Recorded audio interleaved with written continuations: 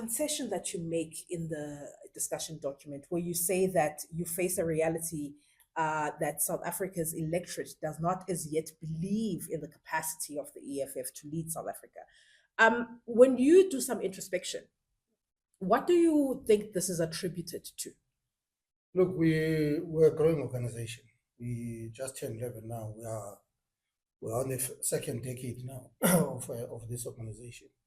And the strength, 2019, we had the organizational redesign, and we dealt with the organizational character. And part of the redesign was to accept that we don't exist fully, not just in members, but where we're saying we exist within communities in all the 23,000 voting stations. And that was part of the program that we were supposed to go and work hard on it. Obviously, our term was affected by COVID. So we lost 2 years. By the time we came back, it was just elections back to back. And we still want to go back there and say, oh, we've not done enough on that issue of making sure that our organization, it exists, it forms part of communities. It shouldn't be communities this side and EFF membership this side. They should form part of the lifestyle, form part of their challenges and their issues, because only at that time, then you know that the communities as a whole, they won't see an EFF as just an external organization, but they see EFF in themselves. And then that's when you know that the community can rise and be able to defend the organization. And we have not reached that. And that is our own diagnosis and self-critique that we're dealing with, and we'll still talk to it more in the conference. That's why it came back as part of the organizational redesign. It was in 2019. That's why we couldn't take it to say we have not moved. It must still come back as that item, because we still have to go and build an organization as it's outlined in our founding manifesto, that we must be a mass-based organization. And we have not gotten to that level where I can comfortably say, now we're a mass-based organization.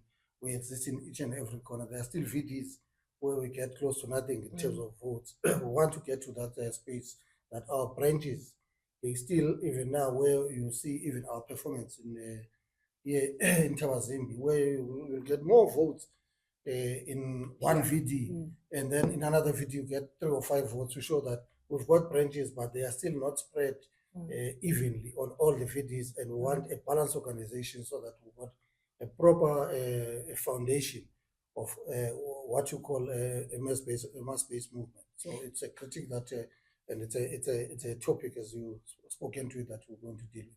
I want to stay there for just a little bit and perhaps introduce something else to you, which forms part of what your response has been to me.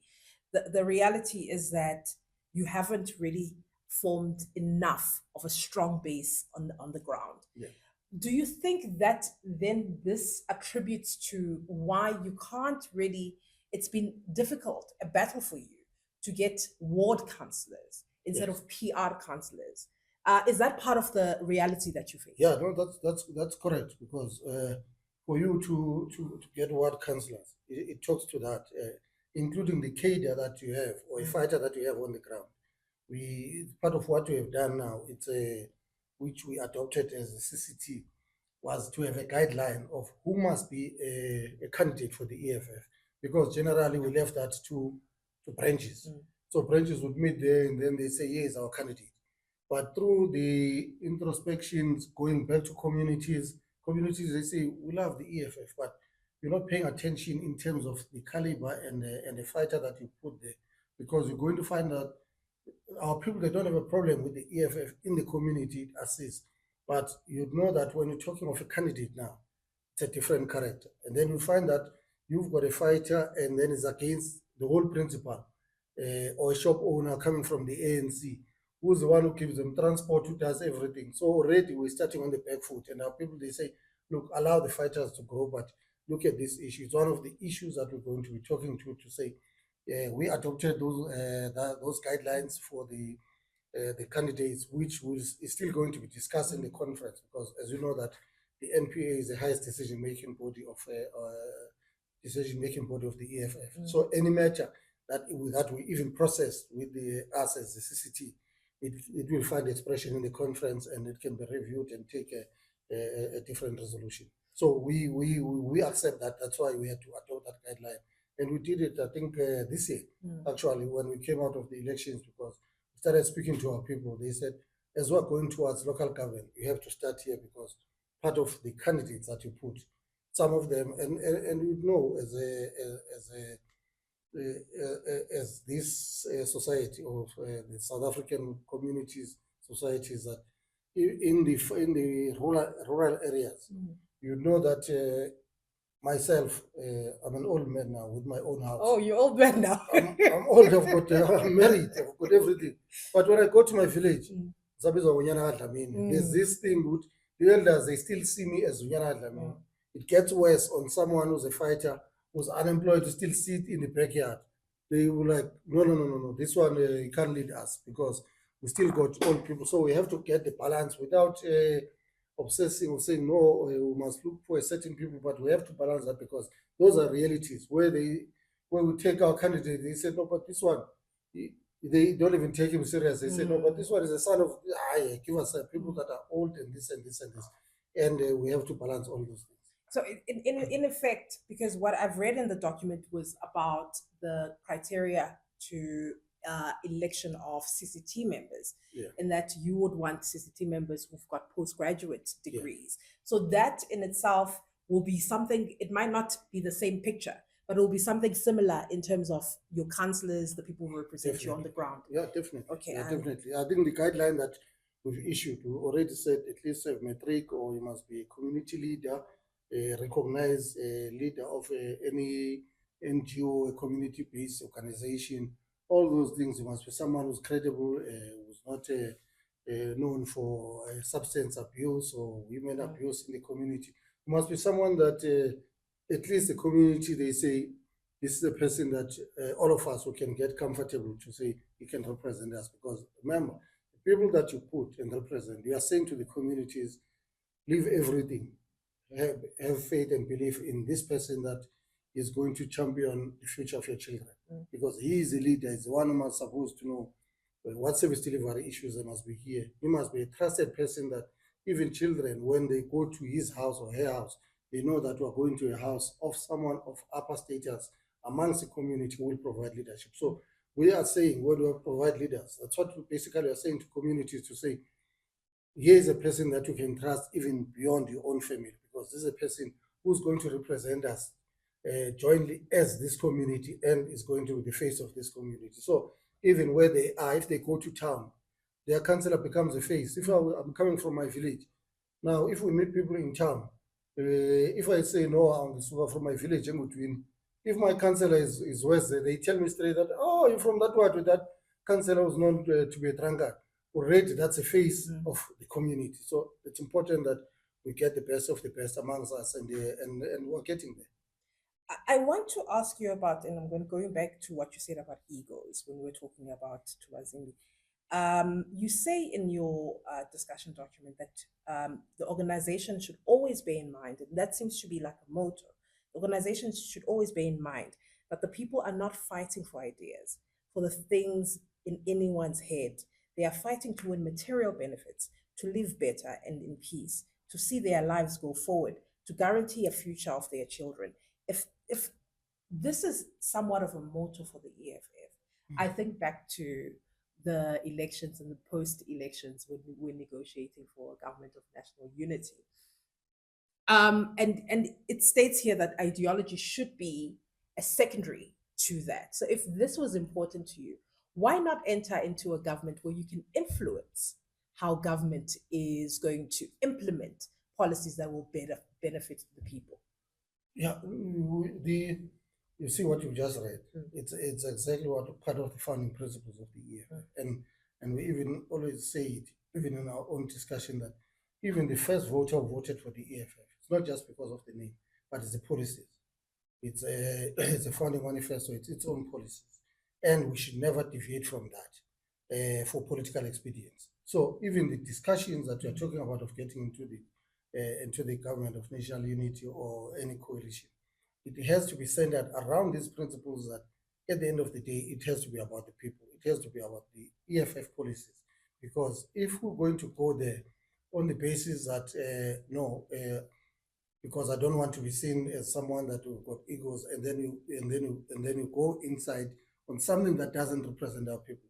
Then it will be the end of the organization, and we cannot afford that. We have to stick to our principles patiently, so we're not rushing anywhere, because we want the people themselves to have ownership of this organization, because they trust on it on the basis of its own policies. That is why, if we're going to have that discussion now of saying, let's, for example, the GNU, we said we can't be, and people, they were saying that to us, to say, why did you not want to participate when there's DA and influence from inside? That's being a hypocrite, and that's misleading our people.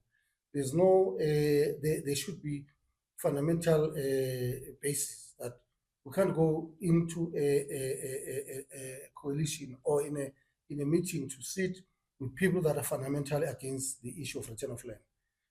Especially at a national level, because that's where laws are made.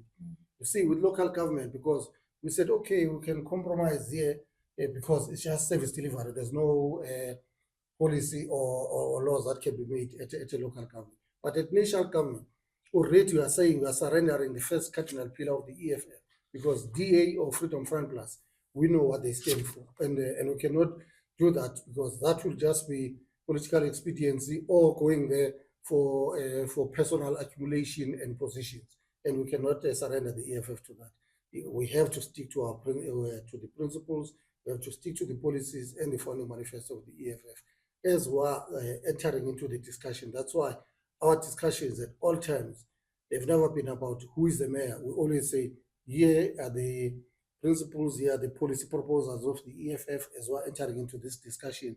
If we can't find each other from there, it doesn't matter. It's the same with the GNU. We said we can't get into a meeting, into any GNU with the DA, with the Freedom Front Plus, because we know their standpoint when it comes to the issues of land. Our main problem in this country is still the issue of land. So anything that you're going to speak to, it can't get to a situation where we say, let's find each other, let's find a common ground when it comes to the issues of land. There's no common ground there. The land has to return back to its rightful owners. So we couldn't even get there. So that's why we never even got into who's going to do what and this, and we just failed on our on that basic principle that we can never get into any discussion with the parties that we know, especially at that level where we need to go and amend Section 25 in Parliament to allow expropriation of land without compensation. We know they are opposed to it, so it was just a fruitless exercise. Nobala, you are charged with writing a postmortem and a diagnostic report of the state of the organization. Yeah. When you meet with your delegates. I think there's over 2,000 delegates that will be in Nazareth, Nazareth next week.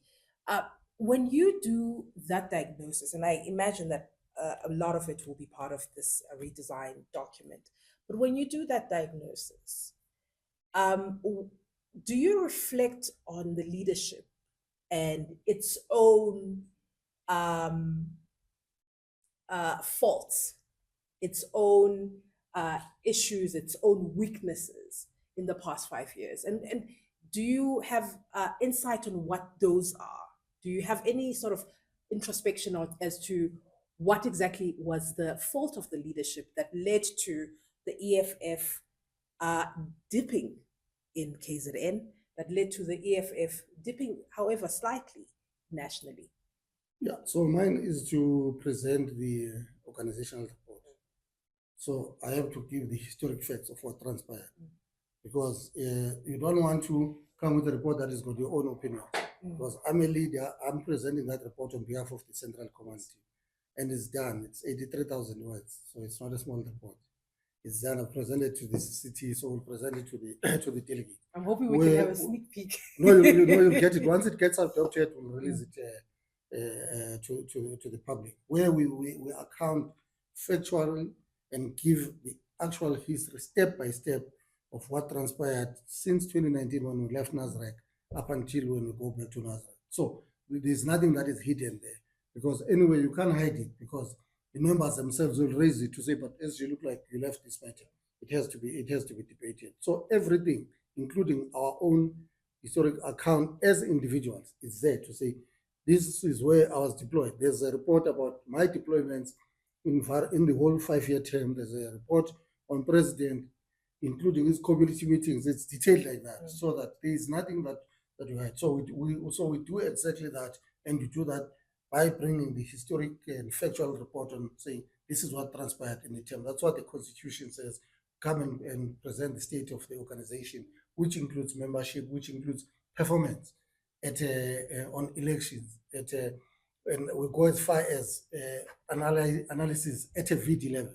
So we don't just give generic report of saying, no, in KZN, we dropped to 2%. No. We have to give up to each and every voting station what transpired, because the challenges might not be the same. We might be generic and say, no, maybe it was an MK effect or this and this. No, we don't, that you do it when you are having your own opinions. But in the organizational report, I have to account for each and every voting station, because that's how we can only be able to get answers. Other than that, if it's just a summary, a comment, then we're going to end up talking of opinions and things that are not there.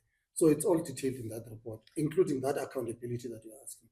I want to ask you, not the report that you are going to.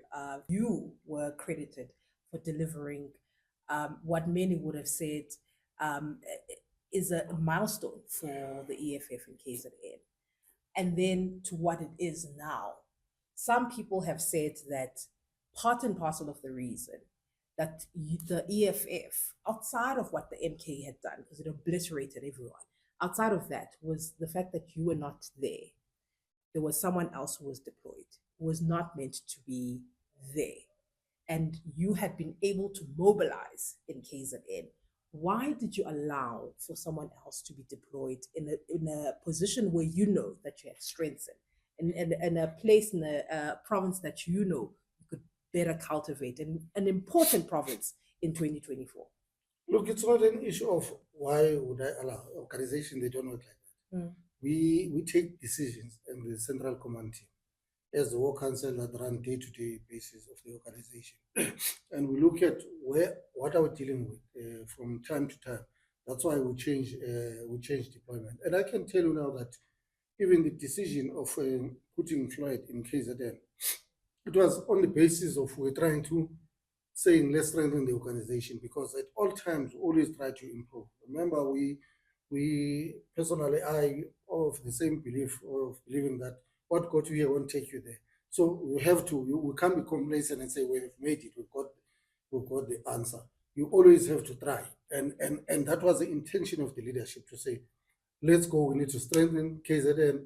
Remember, I was in the Eastern Cape and I was in the Western Cape. We had to bring those provinces up as well to get to those levels, because there were provinces that didn't do well in 2019, and so it's a mixture of all these things that leads to a decision. So it's not personally my decision. I can't take that decision. It's a collective decision that we took, all of us, to say, let's do the deployment as how we would have done. And unfortunately, it led to what we need to do, and we take that responsibility, because it was our decision as a CCT. It was not Floyd's decision, even if things that happened, they happened, but it was our decision, and we take responsibility for what worked and what did not work. It was a bad decision, though.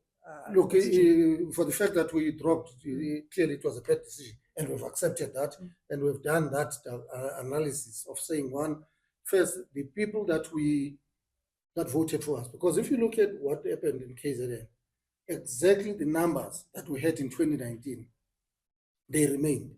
The new numbers that we got on the 2019 elections, that 300,000, is the one that came in, and then it went out as it is. And part of what we are dealing with in terms of organizational redesign and character, and the contribution that we're making there, is that these people, they came to us because they were not happy. There was Zuma loyalists and Zuma sympathizers. They were not happy with how Zuma was treated, and then it was their way of fighting back to the ANC, and then they came to us. But for the fact that they came to us as an organization, we should have, and it's one of our limitations, which we'll deal with, which also it talks to the issue of the time that we had. We had 2 years of our time, of our term taken by that COVID-19 restrictions. which to us in hindsight is that if these people, they gave us an ear, because even if they were Zuma loyalists, they gave us an ear to come to our side.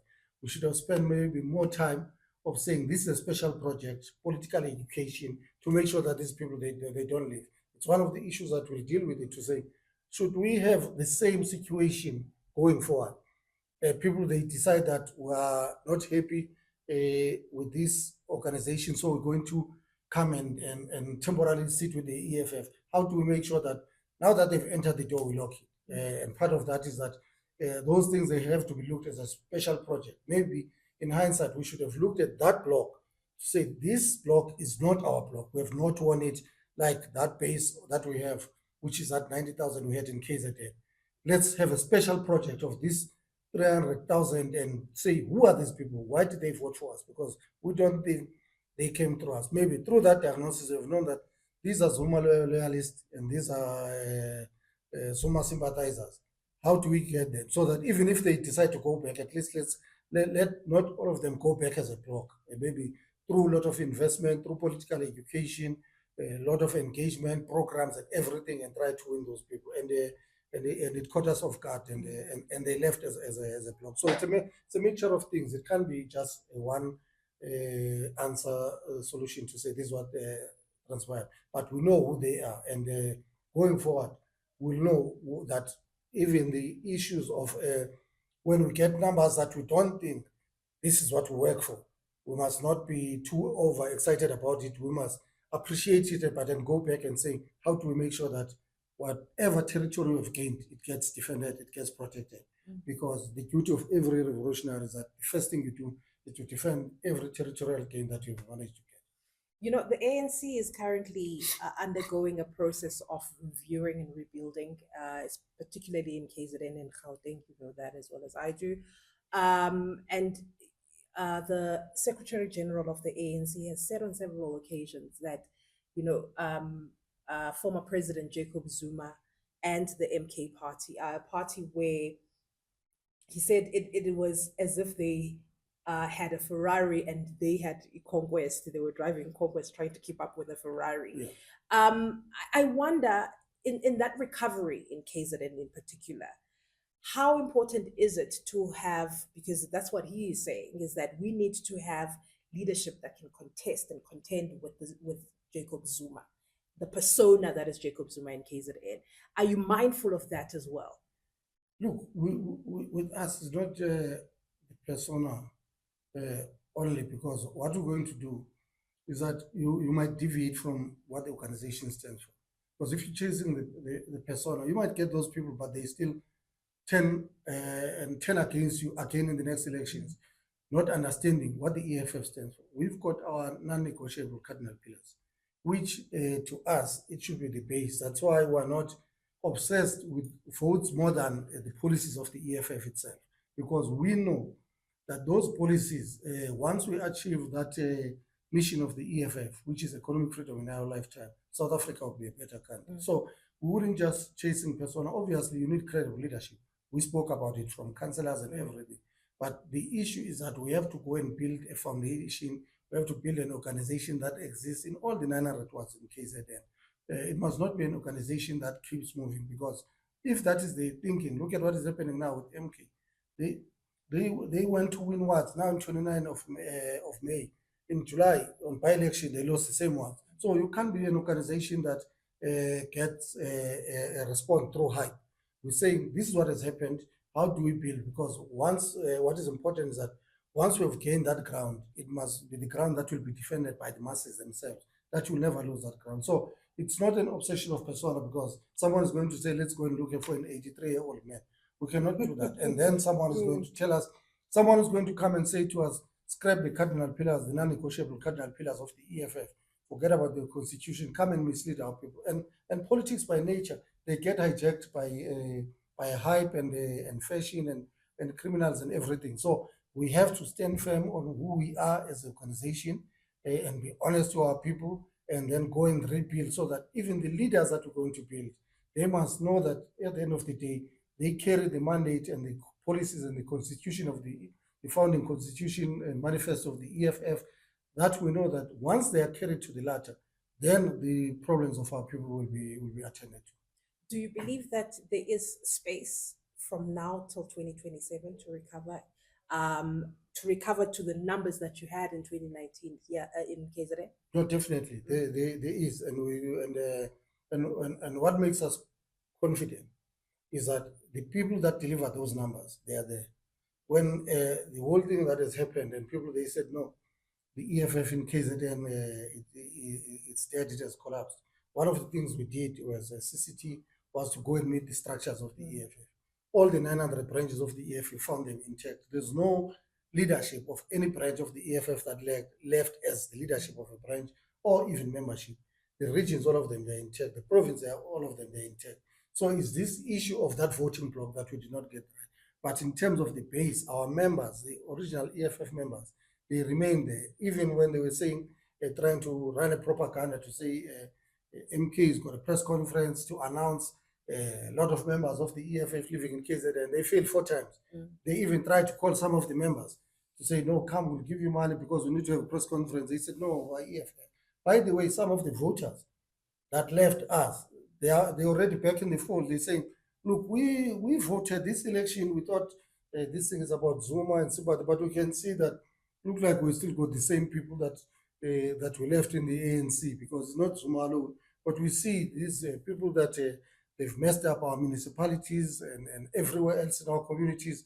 They are back there in the MK leadership. Look like it's a political party, because what he did correctly at that time, it was more of Zuma himself more than a political party. Now they're becoming a political party, and our people are starting to see, they're saying, some of them, they say, want to come back to the EFF. We think we made a mistake. That is why, if you look at their numbers in by-elections, they are dropping now to show that the ground is reorganizing itself. So we are confident that coming out of that conference, KZN is our next stop, and we're going to rebuild, and they will feel our presence there. I want to ask you about your relationship with Mr. Floyd Shivambu. What is the status of your relationship with Mr. Floyd Shivambu? There's no relationship. He left EFF. That's it. It ended. No friendship. No. Were you the president of the EFF said that some within the higher echelons of the party knew about Mr. Shivambu, and Mr. Shivambu said the same as well about him leaving. Were you part of that clique that knew? No, he didn't tell me. That's why the relationship ended. Because he didn't say anything, and we had 2 meetings where the president speaks about it. We had a meeting at his house where we asked him, the 3 of us. He didn't say anything. We had a meeting with officials. He still didn't say anything. So there's no relationship. It's done. I'm a leader of the EFF, is a leader of MK. That's it. The last time I spoke to him when he was leaving this office. I want to ask you about what you said. If I remember correctly, you'll correct me if I'm wrong. What you said is the EFF post GNU. You said that you were giving the GNU, I believe, a year to implement its program in terms of whether it would be able to still continue with the transformation agenda. And yet some people may feel that program that you had has been distracted by this MK, continued back and forth with MK, calling MK an enemy, and then the progressive caucus that is meant to be the bulwark. And you've done that very successfully in the past years, where you've been that wall that prevents impunity within the ANC. And it was expected of you to do that now. Have you been distracted in terms of not only parliament, but as a party, to ensure that you are very vigilant about what the GNU is doing?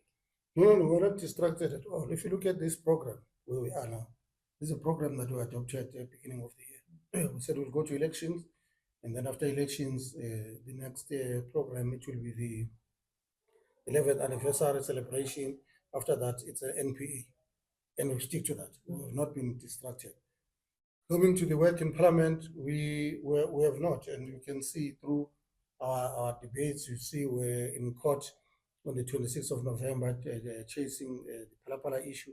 So nothing has distracted us. That thing of MK, it's a sideshow, and we're saying without any apology that we have built this organization, the organization that for years, it has been the last hope for our people who have never seen or had a hope that they can have access to land, free education, the issues of jobs. You saw what our GBV desk was doing for the last 5 years. Our labor desk has been doing in the factories, because the unions, all of them, they've collapsed. The EFF has been there. So we know the importance of the EFF in the politics of this country. And we're saying it doesn't matter whether you are black or white. Anyone who wakes up with an intention of trying to destroy the EFF, and is not doing it just for us as leaders, but the members and the voters and people who rely on this organization. Our people, they found a voice in the shop floor, in the factories, when it comes to the issues of racism, simply because of the work of the EFF that has brought confidence into their personal lives to say we must never accept racism as a norm in this country. So there are a lot of people that have been saved by this organization, that have been taken to school by this organization. And then we must sit and be comfortable with people that you can see deliberately that their intention is to come and destroy the EFF. So whether you're black or white, once you do that and deliberately, you've declared yourself as an enemy of the EFF, and we make no apology about that. But it's not on our program. That's why I'm saying to you, if you look at what we adopted in our plan at the beginning of the year, we're exactly sitting on a program, because there's no enemy that will ever set the agenda for the EFF.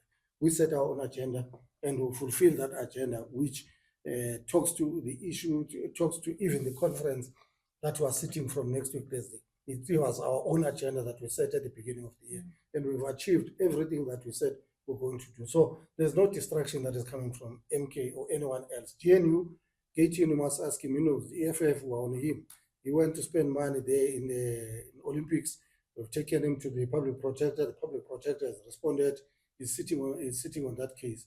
And everyone else, Pakistan, you must tell you, who went to raise it sharply that this is a minister who has missed about 15 meetings in Parliament, is not accounting. So accountability and making sure that we keep the GNU, since we're opposition, accountable.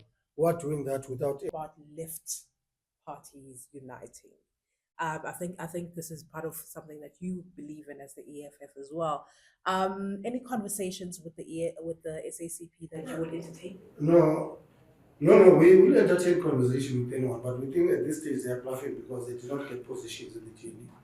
So these levels of anger, you can see they were minimal until Cyril announced the cabinet, and all of a sudden they shot up. So we think it's a pretentious and managed anger. Maybe it's a threat to the ANC.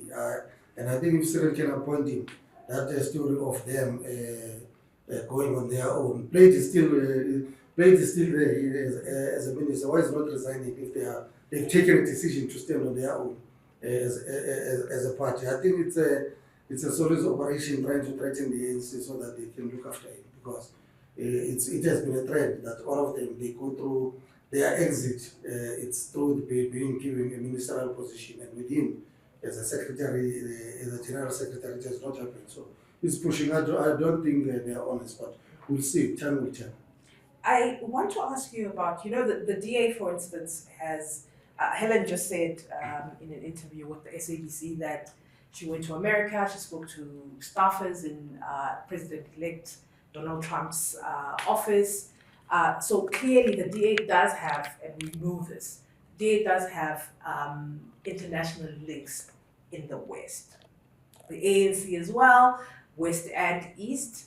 Where is your international presence? And I ask this because as a party that is in a government in waiting, you want to have some sort of established base and an understanding and some level of relationships with the people that hold the levers of power internationally. Do you have that ground? And I'm not talking about the continent. We've seen your work in the continent. But how important is it to develop links outside of the continent? No, it is, and we have not done it, and I think there's a discussion there also with this short term that we had. It's one of the programs that we had to go to, because we subscribe on progressive internationalism. Our work in Parliament when it comes to the issues of Palestine. We are the one who went to not only to protest but to go and move a motion there to as Parliament that the South African government must expel the embassy of Israel because of the genocide that they are committing in the territory of Palestine, occupying land in Gaza and everywhere else. And we have expressed our support in terms of the progress that is made by BRICS, to say BRICS must be supported. BRICS, we think it's giving us an alternative rather than to have a unipolar world where it's only the West that dictates on what happens in the whole world. BRICS is giving us that support. But we have not done much. As I'm saying, that we were shut for 2 years. When we came back, it was elections, and then the following year, it was our anniversary that occupied us. By the time we know it, we were in the 2024. So there's still a lot of work that we still have to do. We've got interest of what is happening in the socialist countries in South America and everywhere else. We've got our interest, and we disagree with what Trump is trying to do, to threaten everyone, to say if you're not using the dollar, then there's going to be consequences. And we're saying to the BRICS countries, especially the leadership from Russia, China, they must stand firm. They must not allow that bullying coming from America. They should stand firm, and if that threat continues, they should consider seriously the dollarization, so that America can learn to respect other countries, because we cannot have the West continuing to do what they do, where they come and impose their own policies and dictate on how the sovereignty of other countries and it's going to be managed, and they want to interfere on that. So we hope they're not going to be shaken by the threats of Donald Trump. They must stand firm and continue with the BRICS program as they plan. If they get to a stage where there must be a currency, so be it, and so that we can see this America, because we cannot allow the world to continue as it is. So, but from the EFF internally, we haven't done much in terms of that. This term didn't allow us that space, and there were limitations on traveling. But while making those calls, we are starting to make those relations, as you correctly said, that in the continent we're found in space, but we have not done much when it comes to that space. And it's something that the conference will reflect on and put proper concrete plans on this 5-year program of action that we're going to adopt, which we have to find expression on our contribution to the international politics. How do you allay the anxiety of the West when it comes to the EFF? You've heard in several platforms where members of Congress, bipartisan, will talk about the EFF and project it in the same way that the DA did in the lead up to the elections, that that fear mongering.